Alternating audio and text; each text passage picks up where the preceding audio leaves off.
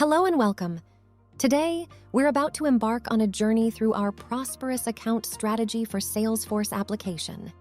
The Prosperous Account Strategy Tool is a Salesforce native application. It's highly visual and collaborative, designed to seamlessly support all phases of your account planning process. This strategic tool supports account teams to collaborate as they analyze critical account information. Let's delve into some examples. Account performance. With this tool, account teams can visualize their revenue year over year, identifying additional opportunities to reach their revenue targets. Product mix. This feature allows you to visualize key solutions sold within the account, fostering a solution-based strategy with your account team. Assess stakeholders.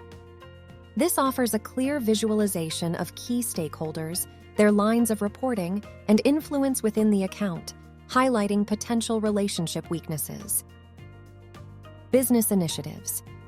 This feature captures the key strategic initiatives that the account is focusing on, aligning your team's opportunities with the account's goals. Strategy and action planning. This tool records the seller's strategic objectives for the account, outlining the actions and resources needed to achieve those objectives. Dashboards and reporting. You can visualize the impact your account planning is having on the business with an interactive dashboard and a robust suite of reports.